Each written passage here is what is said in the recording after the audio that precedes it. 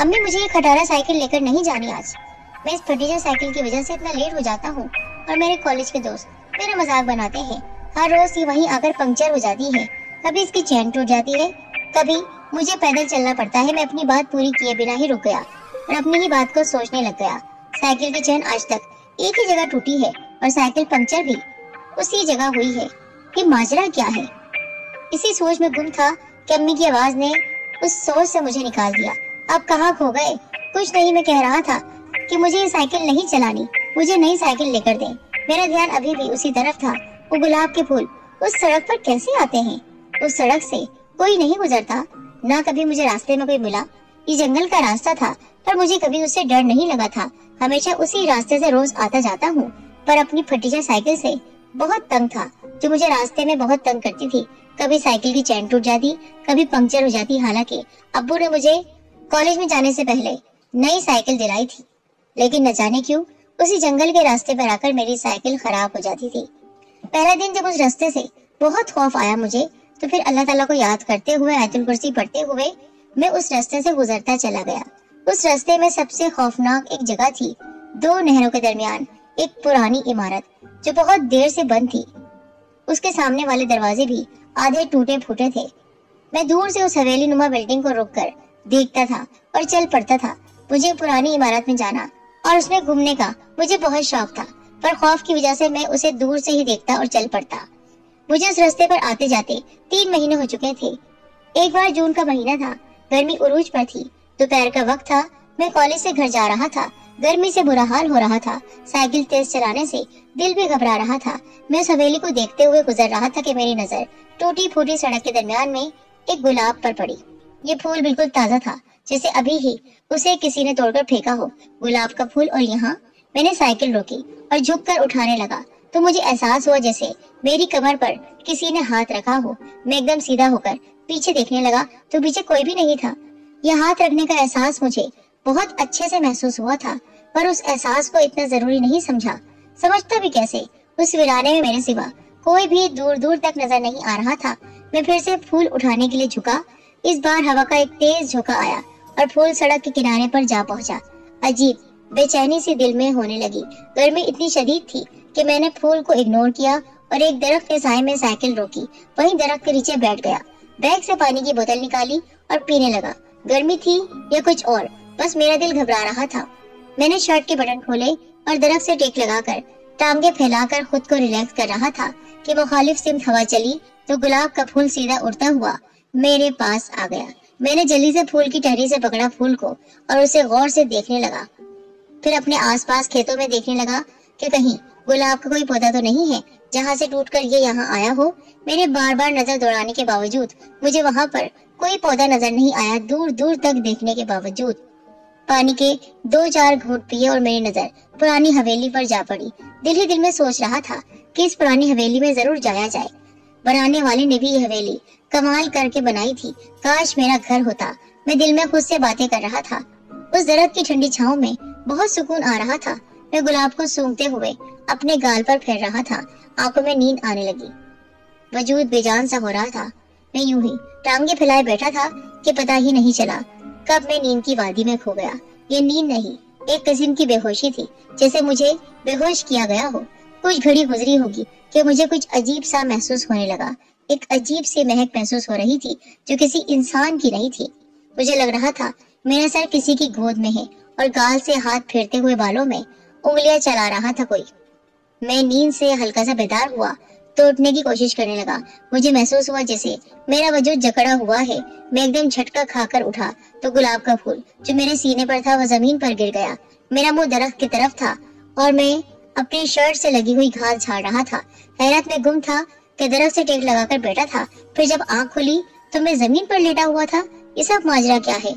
हल्का सा डर महसूस हो रहा था, पर मेरे सिवा वहाँ कोई भी नजर नहीं आ रहा था जिसे मैं ये इल्जाम देता।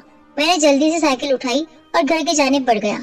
मेरा सर वजनी सा हो रहा था और चक्कर भी आ रहे थे। आंखें सुर्ख हो रही थी। साइकिल बमुश्किल चला रहा था। घर पहुंचते ही सलाम किया और साइकिल खड़ी करते हुए अपने बेडरूम में दाखिल हो गया। बैग एक तरफ फेंका और लेट गया। इतनी खामोशी से मैं पहले कभी घर में दाखिल नहीं हुआ था, इसलिए सब मुझ पर हैरान थे। मैं तकिए पर सर रखकर उसी लम्हों को सोच रहा था कि अम्मी घर में दाखिल हुई। अहमद बेटा, क्या हुआ?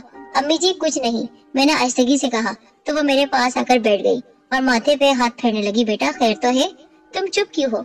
फिर अम्मी एकदम चौंक कर बोली, अरे तुम्हें तो बुखार सा लग रहा है। हैं? बुखार? मैं हैरानगी से कहने लगा। उन्होंने अपना उल्टा हाथ मेरे चेहरे पर फेरा, फिर गर्दन से लगाया हाथ। अहमद बेटा तुम्हें बुखार है, अभी आते हैं तुम्हारे अब्बू तो डॉक्टर को बुलाते हैं। उनके मुंह से बुखार का सुनते ही मुझे अपनी तबीयत में कुछ तब्दीली महसूस होने लगी। पूरा जिस्म टूटने लगा मेरा।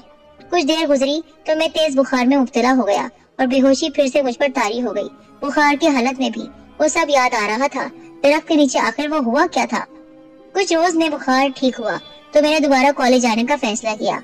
पूरे 5 दिन हो गए थे मैं कॉलेज जा रहा था, उसी रास्ते से गुजर रहा था। मैं उसी जगह से गुजरा तो महसूस हुआ जैसे कोई चीज मुझे अपनी तरफ खींच रही हो। मैंने गुजरते हुए उसी दरख्त को देखा जहाँ पर मैं उस दिन लेटा हुआ था। जैसे ही नजर पड़ी एकदम रुक गया। दरख्त के नीचे एक नोटबुक पड़ी थी। मैंने साइकिल स्टैंड पर लगाई और जाकर देखा तो हैरत से आंखें फटी की फटी रह गई। ये तो मेरी नोटबुक है, यहाँ कैसे? ऊपर मेरा नाम लिखा हुआ था।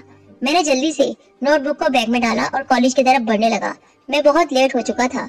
सारे रास्ते उन्हीं सोचों में गुम था। पहले ये वो नींद का वाकया, अब नोटबुक, ये सब सोच रहा था या मेरा वहम है? उससे सवाल करता, फिर मेरी सोच खत्म हो जाती। क्लास में बैठे वही नोटबुक बैग से निकाली, खोलकर सामने रख दी।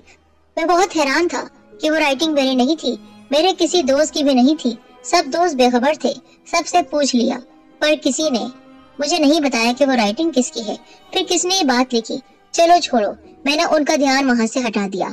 फिर वो मेरे पीछे पड़ जाते। लेकिन मैं बहुत परेशान था। कॉलेज से छुट्टी के बाद मैं रोज की तरह उसी रास्ते से वापस घर जा रहा था।